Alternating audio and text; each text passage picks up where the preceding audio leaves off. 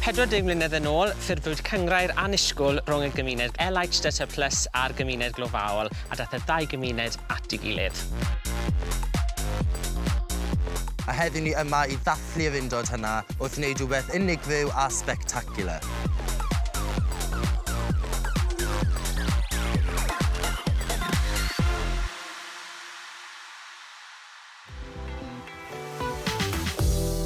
Yn ystod streic y glowyr o 1984 i 1985, daeth grŵp cwiar o Llundain at ei gilydd i godi arian i deuluodd y pelle glo. A'r blwyddyn nesaf, ath y glowyr hynny a'i teuluoedd lawr i Llundain i marcho yn y Pride yna am y tro cyntaf. A gyda baner cwm dillais ar flaen y gad. A dyna pryd o'n ni wedi sefyll yn gilydd am y tro cyntaf fel dou gymuned i newid hanes a agweddau. Heddi, ni'n fan hyn yng ngwaith glo cefn cod ger Crinant yng Nghwm Dillais, yn y lle anhygoel yma gyda'r ddau siafft gwaith glo uwch yn penne ni fan hyn. Felly, ni'n creu gwyneb glôr mas o bridd, cerrig, glo wrth gwrs, a unrhyw beth lliwgar fel hyn ni'n gallu adio i'r celf bydd e'n edrych yn anhygoel. Felly, o'n i moyn dod gyda'n gilydd heddi i wneud rhywbeth oedd yn mynd i creu statement, creu impact, achos mae gays yn offi creu statement a impact, so nerth am ni yma heddi. Yn gwybod. Wel fi. The scale of it is pretty large. This is going to be a huge, gigantic portrait.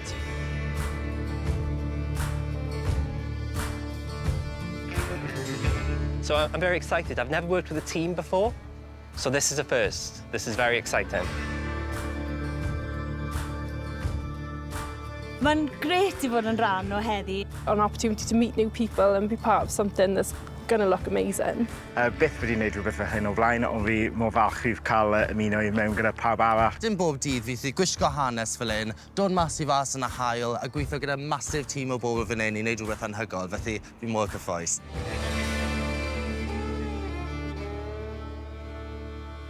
Reit, Emma, ti'n barod? Ydw, ti'n barod? Let's do it. Dych ma'n pawb. Are you all ready? Come on!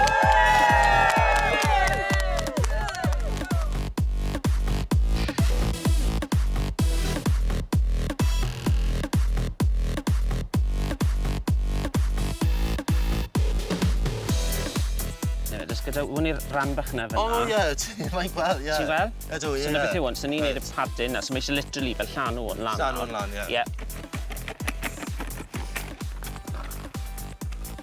This was a bad choice when I read that. Mistakes were made heddi.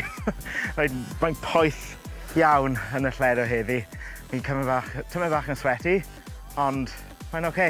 All oce. Bydde fe'n neis cael edrych o hwn o fwy fath o bird's eye view yn Bydde. Edrych lawr yn y fe, fel be ni wedi gwneud wrong, be gallwn ni wrong. Yn gwybod. Jyst i fod yn rhan o hwn i gyd, i goffau beth nath y gymuned lofaol a'r gymuned LHDTC+ i'w gilydd. Mae fi jyst mor falch i fod yma, a mae beth wnaethon nhw'r holl flynedd yn ôl, jyst wedi helpu pobl fel fi i fod yn ni'n hunain. We supported the miners unconditionally. We believed their struggle was a just struggle, and we completely identified with them in what they were fighting for. However, the friendships that were gained gave us an opportunity to tell them about our story as lesbians and gay men, how we had absolutely no rights. And the miners listened to our stories, and to return the solidarity that we showed to them, they came on the Gay Pride March in 1985, to everybody's astonishment. Because when you become comrades in struggle like that, it has a unique, absolutely unique quality to it. You know, we'd have done anything for the striking mining families. Can I have some more soil, please, diolch?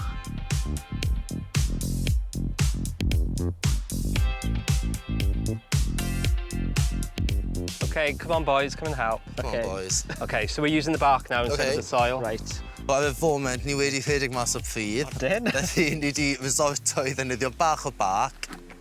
Oh, I think this could work well, actually, the bark. Yeah.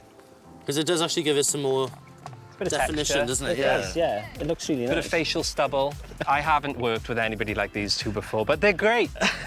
Oh. Diolch yn fawr iawn. Diolch yn fawr, diolch yn fawr. Cariad. Professional fanner. Professional fanner. Professional fluffer. So I fi mae lledr yn rhan o pwy fi yn, rhan o pride hefyd, so yn represento y cymuned lledr yma heddi, ond oedd hi ddim wedi sylwi am y tywydd. Oh my god. Oeddech mae glo wedi cyrraedd? Thank you so much. Perfect, perfect. Amazing, thank you. Yeah, well, it's something new, this is. Never seen anything like this, no. I remember this pit working years ago, yeah. I can remember going past in this pit. There was all coal or stocked all around here. Started to believe in it. How it's all gone. Oedd yn ddoedd y cyn yn lowyr a weithio nhw blynyddau mawr yn y gweithiau glo. Ni'n ramantu tyma bach am y gweithiau glo a fel oedd pethau blynyddoedd yn ôl, ond y reality yw, oedd e'n waith caled, waith dangerous, ofnadw. So my father and brothers were all coal miners, so obviously the strike affected my family an awful lot. Mae fel ysbrydion ma rhyw ffordd o'r gweithwyr o flynyddoedd yn ôl, a mae jyst bod yn rhan o'n, chi'n gallu timlo fe? After the strike, I used to help out behind the bar in Oilcare Miners' Welfare. And the Gays and Lesbians Society from London would come down with the coach load. And I used to be amazed at how coal miners from my valley, from these valleys, I saw embracing gays and lesbians to thank them for the fundraising and support they'd done. I never thought that I would ever see that happen. Dewch y bwcedi chi draw fan hyn. Ni'n neud y glo, pawb. Who's the boss? Oh.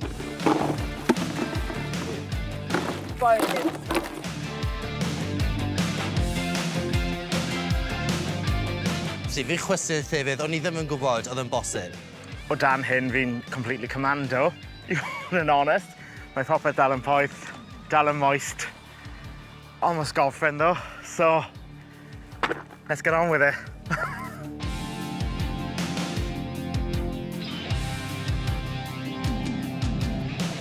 Beth yw hwn?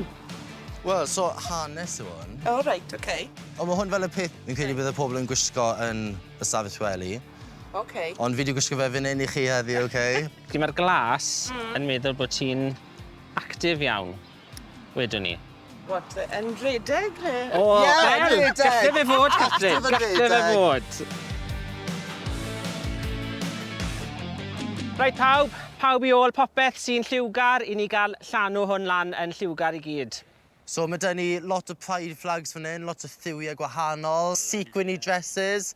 Mae hyd yn oed dyn ni bed sheets. OK, ni wedi dod â pob defnydd fan hyn heddi, pob defnydd. Right, off and ni?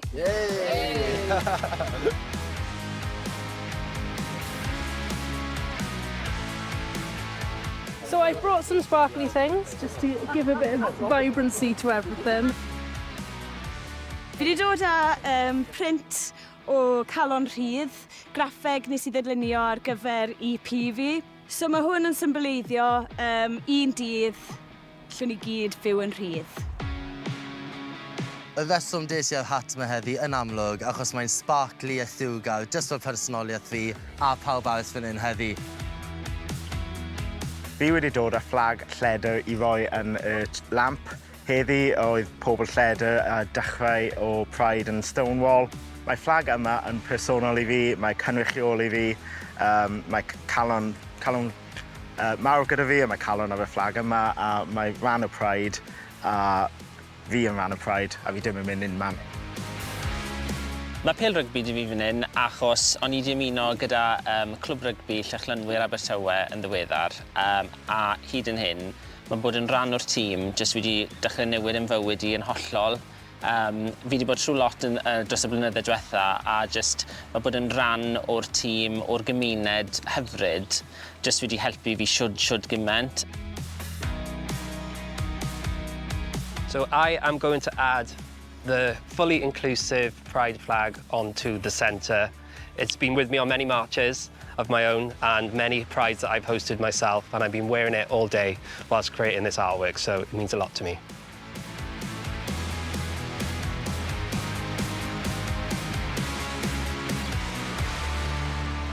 Right guys, wedi gorffen? Felly, mae eisiau ni weld nawr hwn y campwaith yma o'r awyr. Mae eisiau ni gael Will nawr i ddangos i ni gyda'r drôn. Le mae Will? Le mae fe? Come on, Will.